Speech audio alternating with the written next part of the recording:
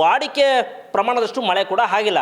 So ಇದ್ರ ಬಗ್ಗೆ ನಾವು ಕೂಲಂಕುಷವಾಗಿ ಅಧ್ಯಯನ ಮಾಡೋದಕ್ಕೆ ಇವತ್ತು ನಾವು ಈಗ ಸದ್ಯ ಹವಾಮಾನ ಇಲಾಖೆಯಲ್ಲಿದ್ವಿ. ಹವಾಮಾನ ಇಲಾಖೆ ತಜ್ಞರಾಗಿರುವಂಥ CS ಪಾಟೀಲ್ ಅವರೇ ನಮ್ಮ ಜೊತೆಗಿದ್ದಾರೆ. ಸರ್ ನಮಸ್ತೆ. ಸರ್, ಇವತ್ತು ಈಗಾಗಲೇ ಸರ್ಕಾರ ಎಲ್ಲೋ ಒಂದು ಕಡೆ ರಾಜ್ಯಕ್ಕೆ ಬರಗಾಲ ಬಂತ ಅಂತೇಳಿ ಒಂದಿಷ್ಟು ಆತಂಕ ಕೂಡ ಸೃಷ್ಟಿಯಾಗಿರುವಂಥದ್ದು. ಯಾಕಂದರೆ ಮಳೆ ಪ್ರಮಾಣ ತುಂಬ ಕಡಿಮೆ ಆಗಿದೆ.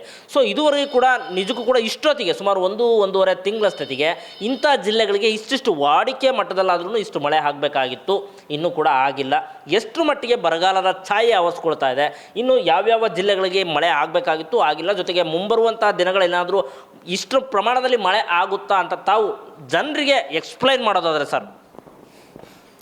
ಕರಾವಳಿ ಜಿಲ್ಲೆಗಳಲ್ಲಿ ಅಂದರೆ ಉತ್ತರ ಕನ್ನಡ, ಉಡುಪಿ, ದಕ್ಷಿಣ ಕನ್ನಡ ಜಿಲ್ಲೆಗಳಲ್ಲಿ ಸುಮಾರು 25% ಮಳೆ ಕೊರತಾಗಿದೆ. ದಕ್ಷಿಣ ಒಳನಾಡಿನ ಜಿಲ್ಲೆಗಳಲ್ಲಿ ಕೂಡ ತುಮಕೂರು, ರಾಮನಗರ, ಬೆಂಗಳೂರು, ಕೋಲಾರ, ಚಿಕ್ಕಬಳ್ಳಾಪುರ ಈ ಜಿಲ್ಲೆಗಳಲ್ಲಿ ಕೂಡ ಮಳೆ ಕೊರತೆ ಭಾಳ ಕೊರತೆಯಾಗಿದೆ. ಇಲ್ಲಿನ ಸುಮಾರು 30-40% ಮಳೆ ಕೊರತೆ ಐತಿ. ಮುಂದೆ ಚಿತ್ರದುರ್ಗ, ದಾವಣಗೆರೆ ಈ ಎಲ್ಲ ಕರ್ನಾಟಕದ ದಕ್ಷಿಣ ಒಳನಾಡಿನ ಬಹುತೇಕ ಎಲ್ಲ ಜಿಲ್ಲೆಗಳಲ್ಲಿ ಮಳೆ ಕೊರತೆ ಸುಮಾರು 25% ಮಳೆ ಕೊರತೆ ಐತಿ. ಮತ್ತು ಮಲೆನಾಡಿನ ಜಿಲ್ಲೆಗಳಲ್ಲಿ ಕೂಡ ಭಾಳ ಮಳೆ ಕೊರತೆ ಐತಿ. ಈ ಕೊಡಗು, ಚಿಕ್ಕಮಗಳೂರು, ಹಾಸನ, ಶಿವಮೊಗ್ಗ ಇಲ್ಲಿನೂ ಮಳೆ ಕೊರತಿದೆ. ಮುಂದೆ ಉತ್ತರ ಕನ್ನಡ ಬಂದ್ರೆ ಬೆಳಗಾವಿ ಬಿಟ್ಟರೆ ಎಲ್ಲ ಜಿಲ್ಲೆಗಳಲ್ಲಿ ಮಳೆ ಕೊರತೈತಿ. ಇಲ್ಲಿನೂ ಒಂದು 15% ಸುಮಾರು, ಕೆಲವೊಂದು ಕಡೆ 30-40% ಮಳೆ ಕೊರತಿದೆ. ಆದರೆ ಮುಂದಿನ ಜುಲೈ 10ರಿಂದ ಜುಲೈ 15ರವರೆಗೂ ಕೂಡ ಕರ್ನಾಟಕ ರಾಜ್ಯಾದ್ಯಂತ ಮಳೆಯ ಪ್ರಮಾಣ ಗಣನೀಯವಾಗಿ ಕಡಿಮೆ ಆಗುವ ಸಾಧ್ಯತೆಗಳದಾವು. ಜುಲೈ 10ರಿಂದ ಜುಲೈ 15ರವರೆಗೆ ಕರಾವಳಿ ಜಿಲ್ಲೆಗಳಲ್ಲಿ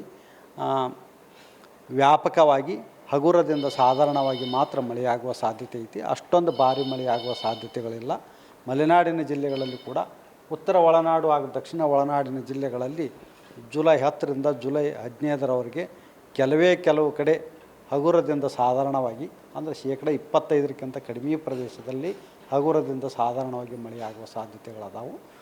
ಜುಲೈ 16 ನಂತರ ಮತ್ತೆ ಮಳೆಯ ಆರಂಭವಾಗುವ ಸಾಧ್ಯತೆಗಳದಾವು.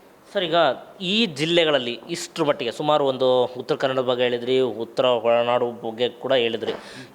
ಈ ಜಿಲ್ಲೆಗಳಲ್ಲಿ ಇಷ್ಟು ವಾಡಿಕೆ ಮಳೆ ಆಗಬೇಕಾಗಿತ್ತು, ಇನ್ನೂ ಕೂಡ ಇಷ್ಟು ಮಳೆ ಆಗಿಲ್ಲ ಅಂತೇಳಿ ತಾವು ಒಂದು ಡಿಸ್ಟ್ರಿಕ್ಟ್ ವೈಸ್ ಹೇಳೋದಾದರೆ ಯಾವ ಜಿಲ್ಲೆಗಳು ಕಂಪ್ಲೀಟ್ ಮಳೆ ಆಗಿಲ್ಲ ಸರ್? ಅಂದರೆ ಈಗ ನೀವು ವಿಜಯಪುರ, ಬಾಗಲಕೋಟೆ, ಕೊಪ್ಪಳ, ಗದಗ ಈ ಜಿಲ್ಲೆ ತೊಗೊಂಡ್ರೆ ಸುಮಾರು ಒಂದು 15-20% ಮಳೆ ಕೊರತೆ ಇದೆ. ಕೆಲವೊಂದು ಜಿಲ್ಲೆಯಲ್ಲಿ 35-40% ಮಳೆ ಕೊರತೆ ಇದೆ. ಜಿಲ್ಲಾದಿಂದ ಜಿಲ್ಲಾಕ್ಕೂ ವ್ಯತ್ಯಾಸನೂ ಆಗುತ್ತೆ. ಆದರೆ ಬೆಳಗಾವಿ ಜಿಲ್ಲೆಯಲ್ಲಿ ಜುಲೈ ಮೊದಲನೇ ವಾರದಲ್ಲಿ ಉತ್ತಮ ಮಳೆ ಆಗಿರೋದರಿಂದ ಈಗ ಅದು ನಾರ್ಮಲ್ ಆಗಿ ಬಂದಿದೆ. ಉಳಿದ ಎಲ್ಲ ಜಿಲ್ಲೆಗಳಲ್ಲಿ ಮಳೆ ಕೊರತೆ ಐತಿ. ದಾವಣಗೆರೆಯಲ್ಲಿ ಕೂಡ ದಾವಣಗೆರೆ, ಚಿತ್ರದುರ್ಗ ಇಲ್ಲಿನೂ ಸುಮಾರು 25-30% ಮಳೆ ಕೊರತೆ ಇಲ್ಲೆಲ್ಲ. ಇನ್ನೂ ಮಳೆ ಕೊರತೆ ಇನ್ನೂ ಹೆಚ್ಚಿಗೆ ಆಗೋ ಸಾಧ್ಯತೆಗಳದ ಇನ್ನೂ ಜುಲೈ 15 ತನಕ. ಓಕೆ.